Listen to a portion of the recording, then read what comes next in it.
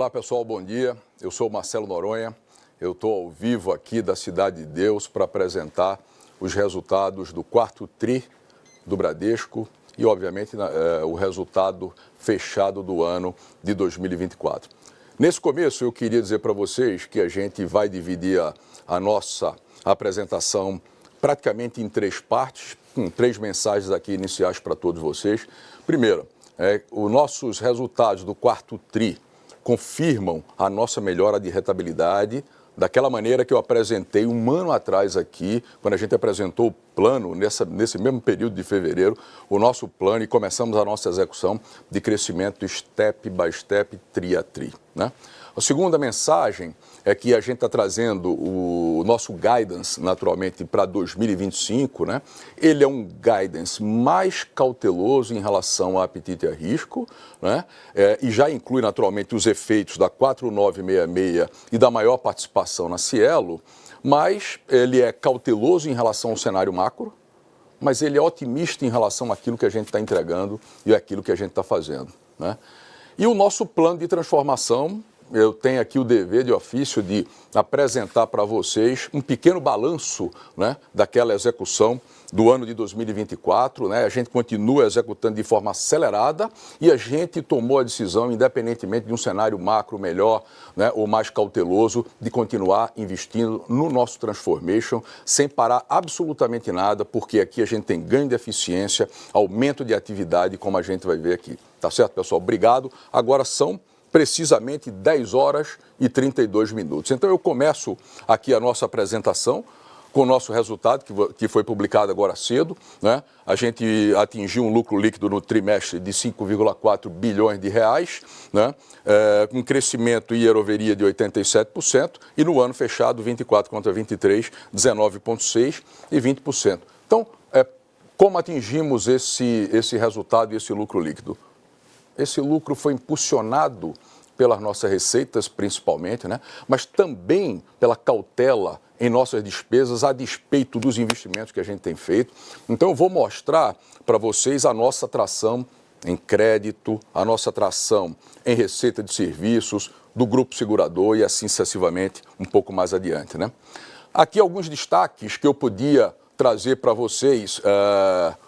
São destaques operacionais e resumir o nosso balanço. Mas antes disso, dizer que aquele nosso lucro recorrente, em cima dele, nós fizemos uma provisão não recorrente, né, que o efeito líquido é de cerca de 440 milhões, exatamente para impulsionar ainda mais especialmente a nossa revisão do footprint nesse ano de 2025. Então, alguns destaques aqui. Nossa carteira de crédito total cresceu quase 12%, com destaque por SMI e pessoa física. A despeito do encerramento ou dessa revisão do footprint em 1.385 pontos, muito acima do que a gente previa para o ano de 2024, nossa base de clientes cresceu mais de 2 milhões de clientes. 99% de nossas transações estão sendo realizadas no canais digitais, né, no ano de 2024. Isso ajuda a gente em todo esse transformation que a gente está fazendo em relação a custo de servir. Eu destaco aqui o nosso Bradesco Expresso. Vocês lembram que eu comentei o ano passado que a gente entregou 2 novas plataformas e a resultante disso, né, uma melhor experiência para os clientes que usam a rede do Bradesco Expresso nos diversos municípios do Brasil e, segundo, uma melhor experiência também para esses estabelecimentos comerciais que são nossos correspondentes. Está aqui o resultado, né? Crescimento na concessão de consignado via Expresso de 103%, na venda de seguro de 49%, e nós voltamos a crescer a nossa base de correspondentes em quase 1.000 novos correspondentes, atingindo 39,1 mil correspondentes. A nossa Asset Abram, né, cresceu o seu AUM em 122 bilhões. Aliás, ontem à noite, a Abram recebeu 5 novos prêmios, né, ali no evento da Infomoney. A melhor experiência dos clientes no app, eu comento um pouco mais adiante, processo de negócio, como eu falei no outro TRI, em relação a crédito do banco de atacado, em relação a crédito do banco de varejo. Já falei do lucro líquido e o nosso transformation, que ele vem num ritmo acelerado em todas as iniciativas, e eu vou falar um pouco mais adiante disso. 2 eventos inorgânicos, né, que vocês já conhecem. A gente fechou o capital da Cielo, essa OPA a gente concluiu em setembro, e a aquisição de 50% do Banco João Dia, que a gente teve autorização do Banco Central e do CAD no final do ano e a gente deve fazer o closing na próxima semana. Aqui eu trago uma foto da nossa ilha do Bradesco Expresso, né, para deixar aí para vocês, porque é um outro teste que a gente está fazendo, um modelo diferente, né, e testando outros modelos com o nosso Bradesco Expresso também em vários municípios do Brasil. E aí eu entro na receita total, né, que ela impulsionou naturalmente o crescimento do nosso lucro líquido. Nossa receita superaram 32 bi, com crescimento de 7,9 year-over-year em todas as linhas praticamente de receita. Margem financeira cresceu 5,4% year-over-year. Receita de prestação de serviços 7,9% e o nosso grupo segurador em mais de 16%, 16,6% também apresentando um lucro líquido recorrente bem importante em mais um trimestre. Então a gente saiu daqui, ó, desse terceiro TRI com uma receita total de 30,6 bi, né, atingindo 32,3, um crescimento no TRI de 5,4% em nossas receitas. E isso está acontecendo graças à atração que a gente tem no banco em todas as nossas linhas de negócios e ligadas, tá? Bom, outra alavanca, né, que impulsiona receitas, obviamente, né, até a gente numa apresentação deveria fazer ao contrário, né, começar pelas alavancas para chegar no número final, né, mas normalmente a gente começa pelo lucro líquido. Então, nossa carteira de crédito total atingiu mais de 980 bi, com aquele crescimento que eu falei de quase 12%. Vejam aqui a produção média diária, né, ela tem crescimentos expressivos e eu destaquei aqui o crescimento das pessoas físicas com 13,3%. E eu vou detalhar um pouco mais algumas linhas, e o nosso crescimento de micro, pequenas e médias empresas, que atingiu 28% nesse período, com destaque não só para o middle market, né, mas também para o small business, né, nesses crescimentos. E eu vou comentar sobre riscos. E aí, abrindo essa carteira, vocês podem notar aqui, né, pessoas físicas do lado esquerdo, pessoas jurídicas do lado direito. Então, vocês podem olhar para todas as modalidades em qualquer periodicidade. Raramente a gente vai encontrar uma periodicidade em que a gente não cresceu, como vocês podem observar aqui. E aí eu chamo a atenção para alguns itens que são importantes para a gente. Em primeiro lugar, no caso do cartão de crédito, né, a gente tem um crescimento year-over-year de 5,1%, mas notem que a grande alavanca de crescimento para atingir 5,1%, que não é um crescimento expressivo, foi na alta renda, que cresceu 14,5%. Então, volta a ressaltar o nosso cuidado com o risco, o retorno ajustado ao risco, né? Com cuidado com a qualidade e a geração de nossos ativos, com novos modelos de crédito, novas políticas, né, e organização processual. O nosso crédito consignado cresceu 5,8%, poderíamos ter crescido até mais, né? Com cap isso não ajuda, mas dizer para vocês que, de todo modo, a gente tem uma atração bem importante aqui. Os bancos, dos dois bancos que têm controle governamental, são os líderes de mercado, né? Com 20% e com 15% de market share, mas o banco privado, né, com o maior share é o Bradesco, com 14,3% de share, combinado consignado público, INSS e consignado privado no seu conjunto, né? Aqui do lado da pessoa jurídica, idem, né? A gente não está crescendo 28% em carteiras com alto risco, pessoal. Né? A gente está com o pé no chão. Se vocês pegarem na publicação completa o nosso capital de giro, ele cresceu de 130 bilhões para 147 bilhões, que é exatamente coincidente esses 17 bilhões com a nossa originação de FGI, FGO, Pronamp, tanto no middle market quanto no small business, né? No middle a gente cresce um pouco mais do que isso aqui, né? Isso é o crescimento combinado, né? Mas no small a gente também se aproxima dos 20% de crescimento em relação a uma pessoa jurídica. Então a gente está com muito cuidado naquilo que a gente cresce, crédito imobiliário, né? Créditos com colateral importante para a gente. E na pessoa jurídica de grande porte, a gente tem usado muito a nossa carteira de OPD, né? Originação para distribuição, otimizando o nosso capital e o retorno que a gente tem com os clientes. Então, a notícia é muito boa. E aí, me permitam dizer, a gente precisa de 3 combinações aqui para a gente entregar números assim. Primeira combinação é ter uma base de clientes sólida em todos os segmentos de clientes, né? E alta penetração nessa base. Se não tivesse, não entregava.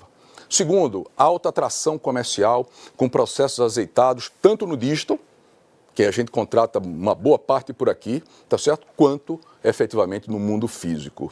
E o terceiro, essa nossa business unit de crédito, né? Que trouxe para a gente novos modelos de crédito, muito uso de machine learning, melhorando a cada dia, né? Medindo o tempo todo o apetite a risco e a precificação do portfólio, né? Para a gente ter RAR adequado em cada modalidade e para cada público que a gente decide, tá certo? E ela muito bem azeitado nas suas políticas também, nos seus processos, para que a gente possa, de forma integrada com a área de negócios, entregar toda essa tração que a gente está entregando em carteiras com risco absolutamente controlado e comedido. E vejam, eu trago aqui uma informação, apenas uma informação para vocês, que a gente naturalmente regula o tempo todo o nosso apetite a risco, né? E quando a gente viu, né, que ia para uma política monetária bem mais contracionista, a gente regulou isso lá no quarto tri, né? Não estamos pensando na conjuntura de 2025, a gente fez esse movimento. Esse outro gráfico aqui embaixo mostra que 54% da nossa carteira tem garantias de uma forma dinâmica, né? A gente está olhando vários períodos aqui, mas isso aqui é carteira. Se a gente mostrasse a produção, aquilo que está entrando, esse indicador iria bem para cima, né? Provando também a qualidade daquilo que a gente está entregando aqui na nossa margem. Por isso que a gente também não entrega uma margem muito superior aqui, né? A gente está entregando carteiras controladas, mesmo assim, ó, crescendo, ó, a cada tri em termos absolutos a nossa margem com clientes, tá certo? A nossa margem financeira, então, atingiu 5,4%, depois eu comento o guidance. A nossa margem com o mercado atingiu 840 milhões de reais nesse tri, né? Eu destaco aqui o trading, mas a boa operação da nossa turma, da nossa equipe de tesouraria e a consequência, né, do crescimento da margem com clientes, que se reflete exatamente nesse item aqui que a gente tem abordado tanto com vocês, que é a margem financeira líquida, que é o que bate no bottom line. Isso é o que importa no final das contas, com mais um crescimento para 8,7 bi e crescimentos relativos importantes, né? 77% de year-over-year e quando a gente vê ano fechado 24 contra 23, quase 26% e a gente continua nessa toada, né, com expectativa de crescimento, mesmo com um cenário mais cauteloso. Aqui, pessoal, a mensagem é: continuamos muito bem controlados com a nossa carteira, reduzindo o nosso over 90, com bons índices de cobertura, né, em todos os indicadores que a gente tem aqui, né? A despesa com PDD expandida, né, eu chamo a atenção aqui, né, que atingiu nesse quarto tri 7,5 bi, né, um aumento aqui de 400 milhões, né, mas o mesmo custo de crédito que a gente está apontando de 3%, né? E aqui vocês podem observar o massificado por conta de tudo isso que eu falei para vocês, né? De carteira controlada, efetivamente investindo em modalidades e clientes que têm e que conferem um RAR adequado para a gente. Depois eu posso até comentar em detalhes alguns aspectos de produto e de share, né? Aí outro item que é importante para a gente é a nossa receita de prestação de serviço. Cresce por quê? Por que tudo isso cresce? Por conta da atração, né? Por conta do nível de atividade que a gente tem em toda a nossa organização. 10,3 bi, year-over-year 13,7 ou 7,6, e esses números sem aquela participação adicional que a gente adquiriu da Cielo com uma OPA, mas também nesses quadros aqui vocês podem sacar a mesma conclusão. A gente cresce em praticamente todas as modalidades, em praticamente todos os períodos que vocês podem observar aqui dentro desse slide que a gente está mostrando para vocês aqui, né? Mas isso é consequência da alta atividade que a gente tem também, né? Nossas despesas operacionais. Antes de comentar, eu trago aqui aquele número que eu falei no início da revisão do nosso footprint, né? A gente fez bem mais do que a gente tinha de expectativa, atingindo 6 mil pontos de venda, com 1.385 eu vou chamar de revisões, encerramentos de pontos de venda, né? E mesmo assim crescemos nossa base de clientes em mais de 2 milhões de clientes. Nossas despesas year-over-year, ano fechado, estão aqui. Porém, a gente tem de fazer algumas reconciliações importantes. Primeiro, se eu também retirar, assim como na receita de serviços, aquela participação adicional da Cielo, esse crescimento é 7,5% year over year e 8,1% ano fechado. Agora, vamos observar um outro indicador que a gente trouxe, eu acho que durante 3 trimestres para vocês. O total de despesas, né, que a gente apontou aqui de 9,3, mas quando a gente exclui a Elopar e a Cielo dessa consolidação, o crescimento foi 6,9. Mas observem o seguinte, a Cielo está no Transformation, entregando soluções novas para a gente incrementar a participação no SMI e em grandes empresas também. A Livelo, a Alelo, a Bandeira Elo, todas elas têm crescimento de despesa de 2 dígitos. Né? O pessoal está investindo para crescer o negócio, mesmo com retornos muito bons, porém a gente não tem a gestão direta do dia a dia, a gente está aprovando naturalmente esses investimentos e essas despesas.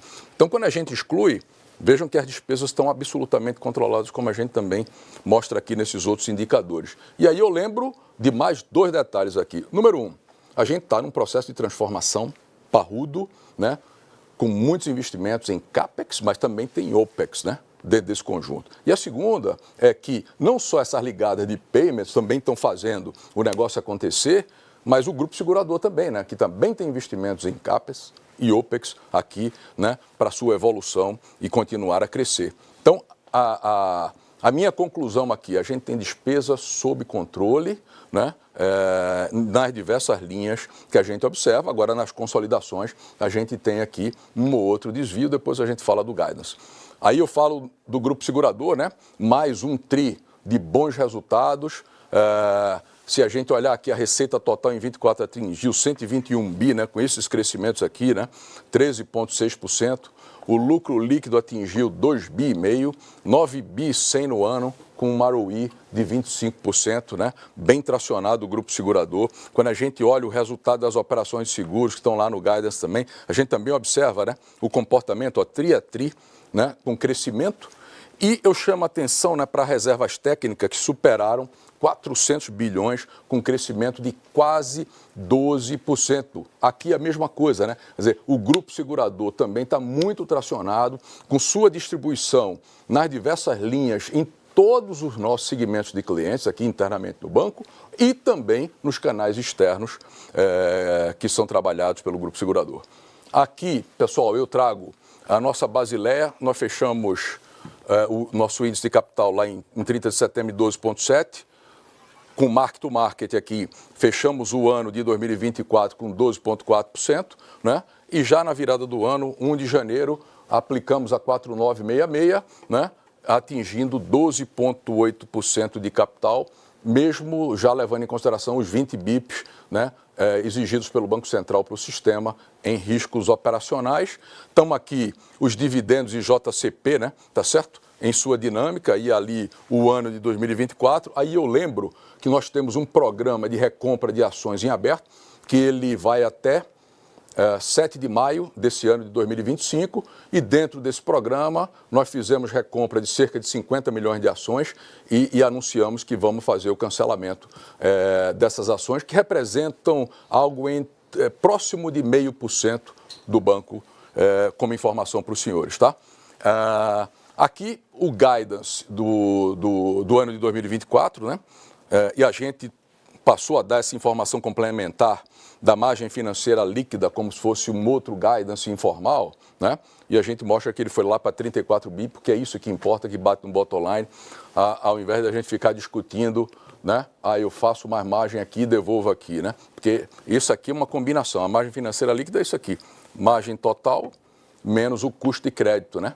Tá certo? Então aqui a gente entregou muito bem, aqui ficou um pouco abaixo disso, mas na margem financeira líquida a gente disparou, isso é que importa.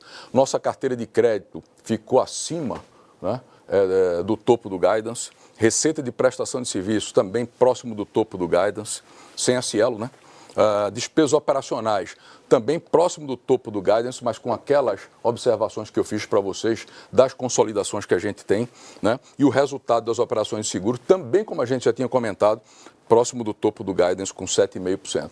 Então, eu vou passar para aquele capítulo que a gente comentou de um balanço rápido aqui para vocês do nosso Transformation, e Vou tentar ser breve, não dá para passar por todos os indicadores, porque a gente tem muita informação aqui. Em primeiro lugar, dentre as iniciativas, né, destaques organizacionais. Vocês lembram lá no começo que a gente reduziu layers, fez revisão do Span of Control, nós contratamos C-Levels, né, fizemos alterações nas lideranças, montamos nosso escritório de transformação com mais de 800 pessoas, né, que vai aí de vento em popa, passando aqui gestão e cultura, né? A gente vem trabalhando nesse processo de gestão e cultura, começamos com pesquisa, com alto nível de engajamento e lançamos, né, algumas mensagens juntamente com a nossa equipe, né, que é o que a gente quer ver no dia a dia de nosso modelo de gestão, né, porque os valores da organização continuam aqui, né? Então, a gente está falando de uma gestão muito mais contemporânea, né? Ali eu sou o Bradesco, somos pelos clientes. Muito mais foco nos clientes, com toda a transformação que a gente fez em área de produtos, né? Plugando e modificando essas áreas aqui dentro da organização. Um time empoderado, né? Com todo o processo do Enterprise Agility, a gente vem descentralizando efetivamente as decisões, fazendo com que o nosso time efetivamente participe e decida muito rapidamente para a gente ter um time to market, entregas muito mais rápidas do que a gente tinha. Orientados ali no Soul, né, a desafios. O que é que significa isso? O melhor exemplo é o Transformation, né? Quer dizer, a ousadia da gente fazer um plano desse tamanho, que é um plano bilionário, e a gente está apertando todos os botões da organização. Então, isso aqui é um desafio grande e a gente tem convicção da nossa entrega, porque a gente já tem muita entrega para mostrar aqui nas diversas iniciativas que a gente tem. O varejo massificado, digital. Eu falei que a gente entregou uma experiência nova, né, para todos os segmentos do nosso app, com essas consequências aí de aumento do NPS, né, da gente aqui no banco. Mas veja, a gente aqui está seguindo e vai entregar efetivamente uma experiência completamente nova, não só para esse segmento, mas para todos os clientes, tá certo? Vocês vão ver isso, a gente vai trazer novidades ao longo do ano. Mas veja, aqui, nesse conjunto de clientes, a gente vem trabalhando com a nossa BIA GenAI, com um nível de resolutividade de 90%. Eu vou comentar isso um pouco mais adiante, que eu vou falar de tecnologia. Daqui a pouco eu volto com isso aqui, tá, pessoal? Porque a gente tem a BIA com AI, que a gente montou com uma árvore de decisão, ela é transacional, vem funcionando muito bem, mas agora a gente está implementando a BIA GenAI, que é diferente, né? Melhores modelos de NBO, né, com uso intensivo de AI e hiperpersonalização, com essas consequências que vocês estão vendo aqui embaixo. A gente, ao longo desse ano, vai entregar, mostrar, porque a gente já está entregando esse velho proposition, mas a gente vai mostrar para o mercado o que é que a gente está construindo aqui e entregando, na realidade, né? Outros destaques aqui, o Principal, que a gente lançou em novembro, esse mês tem cerca de 50 mil clientes e a gente começa o processo de expansão. Ali em Payments e sinergia, né? Novas soluções de cash e também sinergia com a Cielo, que eu estou falando também para vocês que vêm investindo, né? Por exemplo, a entrega do Tap on Phone. E aqui em cima, destaques importantes do nosso SMI, né? A gente lançou esse segmento depois que a gente apresentou o nosso plano com 122 agências, só que a gente fechou o ano com 150, abrimos mais 28. Estamos crescendo bem, eu falei para vocês, com uma atração grande, né? Quase 20% de crescimento. O middle vai de vento em popa, a gente aumentou as plataformas e o time comercial também. E a consequência foi aqui, isso aqui que vocês viram no crescimento da carteira de crédito de micro, pequena e média empresa, com ganho de market share, né, nesse segmento, tá? No atacado também lançamos o segmento agro para a gente entrar ainda mais nessa vertical e aproveitar esse momento também que a gente tem com o nosso Banco John Deere, né, como um grande parceiro, tá? A nossa Business Unit de crédito tem feito grande diferença para a gente, né, com sua implementação, a criação dessa área de gestão de portfólio. Já falei muito isso aqui para vocês. A utilização intensiva de dados do conglomerado melhorando nossos modelos. A gente contratou quase 200 profissionais ao longo do ano também e melhoramos nossos modelos de crédito, política de crédito, processos também, uso intensivo de machine learning, né? Isso aqui embaixo no box vermelho, pessoal, são as consequências. O crescimento da carteira se dá pelas combinações com a atração comercial e a penetração que a gente tem na base de clientes, né? O ganho de market share na pessoa física e no SMI. Over 90 caindo e a qualidade dessas novas safras, por exemplo, massificado, que são bem melhores do que o período pré-pandêmico, né? aqui sim. Aí eu vou falar um pouquinho de tecnologia, de todo esse processo do Tech Modernization que a gente vem fazendo, né? Aqui o time liderado pelo Francesco, né, diretor executivo que a gente contratou, mas também com a participação ativa dos outros colegas de diretoria, né, e de áreas do Enterprise Agility. A gente fechou o ano com mais 500 squads aqui, particularmente nos últimos meses, né, e a gente está escalando em 2025, um time dedicado de mais de 10 mil pessoas. Estamos naquele processo de internalização forte, com gente muito sênior, né? A gente continua migrando várias aplicações para a cloud. Aqui nos canais digitais atingimos 70%, 79%. Eu falei daquela BIA GenAI quando eu estava falando do varejo ali digital, né? Então, a BIA GenAI, a gente vem testando já com 40 mil colaboradores internos. Aqui são precisamente 580 mil clientes que vêm utilizando. Eles fizeram, nos últimos meses aqui de 2024, mais de 2 milhões de interações com aquele nível de resolutividade de 90% que eu comentei aqui com vocês, né? Agora a gente vai melhorar ainda mais e nós vamos escalar isso aqui, dando uma experiência completamente diferente para os clientes. Veja, essa BIATech não é essa BIA GenAI, ela está batizada de BIATech, mas a rigor, é uma aplicação interna que nós fizemos com um ganho expressivo na nossa eficiência e na nossa produtividade no desenvolvimento dos stories, né, para cada aplicação nova ou legada que a gente tem. Basicamente aqui, o que é que acontece? A BIATech, ela aprendeu, né, a criticar os stories, ao invés de eu ficar no humano indo e voltando, né, tá certo? Fazendo essa crítica, desenvolvendo e voltando, né? Então ela aprendeu, tem organizações que trabalham bem com isso, mas ela também escreve os stories, tá certo? Só que a gente deu outro passo, que aí eu vou me permitir ler, né, que nós somos um dos bancos pioneiros no mundo, porque fomos procurar quem é que está fazendo isso, na utilização de multiagentes, né, com AI generativa para modernização de aplicações, né, sistemas legados, e para geração de modelos também. E o que é isso? Basicamente, com dois grandes módulos que a gente está trabalhando e a gente tem evoluído brutalmente. Esse ano vamos ter entregas importantes aqui. É dizer o seguinte, eu tenho uma squad que ela é multidisciplinar, com 10 colegas, desenvolvedor, UX, produtos, por exemplo, né? E aqui, então, no lugar do desenvolvedor, eu vou ter a AI, multiagentes, né, de produtos, de UX e assim sucessivamente, com a capacidade de escalar intensivamente esse nosso negócio aqui, tá?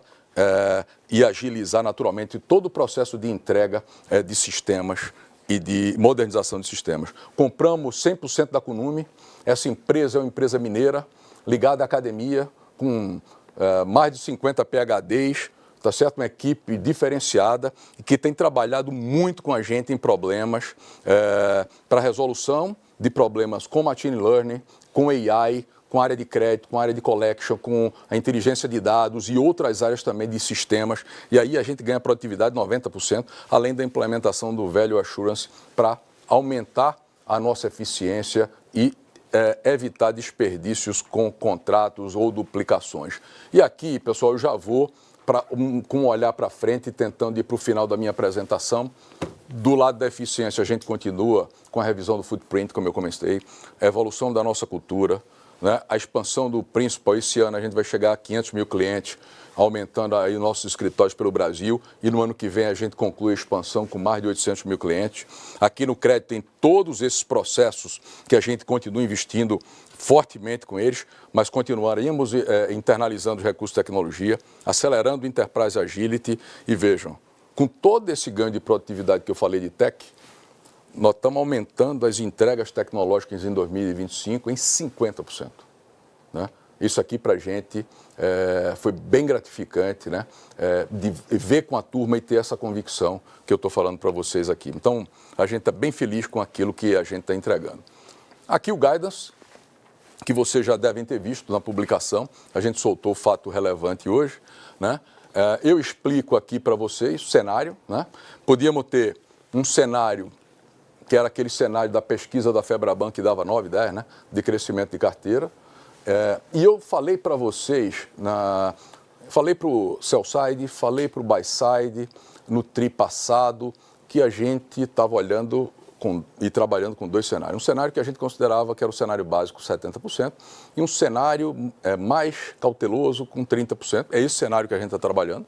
Aqui é cautela, né? Porque a gente acha que com uma política monetária contracionista, com essa taxa de 15%, né, que a gente está vivendo hoje, claro que você bate na conjuntura econômica, né?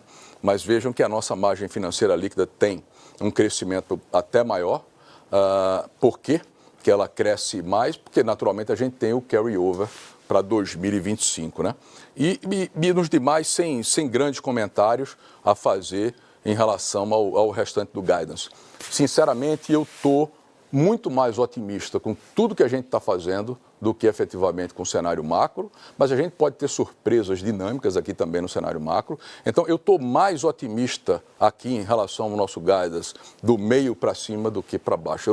Eu não consigo vislumbrar isso, eu consigo vislumbrar efetivamente um cenário um pouco mais positivo aqui. E eu resumo, né, que a gente continua crescendo nossa rentabilidade com solidez e segurança, principalmente impulsionadas pela receita, por conta dessa atração toda, e a gente continua tracionado no Run the Bank e vamos acelerar ainda mais o nosso Change the Bank ao longo desse ano. E agora, pessoal, agradeço, em primeiro lugar, a atenção de vocês, né, de estar dedicando o tempo aqui para ver a nossa apresentação.